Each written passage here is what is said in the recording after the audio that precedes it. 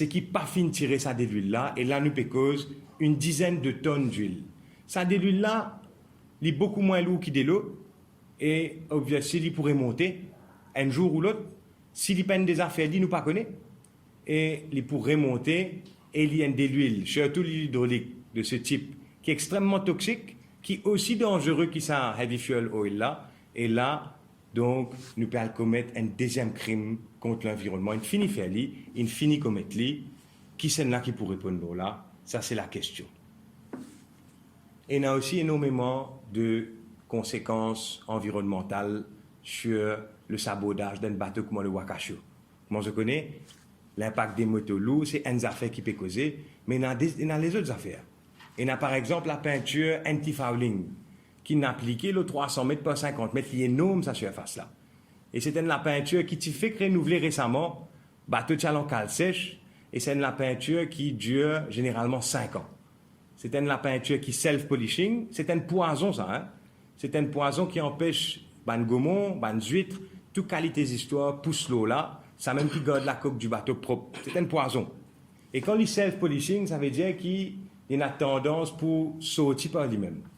Généralement, quand un bateau peut rouler, il est distribué partout dans l'océan.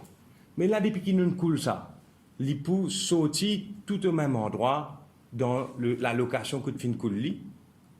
Et pendant donc 5 ans, là, ça anti-fouling, là, ça poison là pour continuer à sortir, pour le déposer dans le fond marin, et il peut encore avoir une conséquence sur l'écosystème. Et là aussi, nous devons réaliser la peinture du bateau même, depuis cause des beaucoup de tonnes de la peinture, qui est aussi néfaste pour l'environnement et qui peut commencer à détériorer avant de métaux. Et ça aussi peut avoir un impact sur sa area autour qui finit coule ce bateau-là.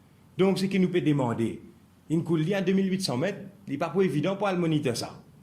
Mais bien capable de trouver un moyen pour le guetter premièrement, si de l'huile finit commence à sortir de l'épave qui nous coulait, qui sur l'impact qu'il pourrait être, est-ce qu'il fait l'étude convenablement, et malheureusement, nous imaginons le pire en connaissant qui c'est là qui peut gérer le dossier. Ce qui nous besoin réaliser aussi, c'est que l'huile, le heavy fuel oil qui finit propagé dans le lagon à l'île Maurice, le lagon de l'Est, c'est un des huiles qui est relativement nouveau ça.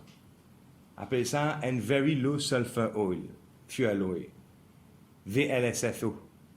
Et c'est un type de carburant qui fait que vient sur le marché récemment et qui, par information technique, n'a pas vraiment, et n'a beaucoup d'informations techniques, les conséquences d'un oil spill de ce type d'huile-là.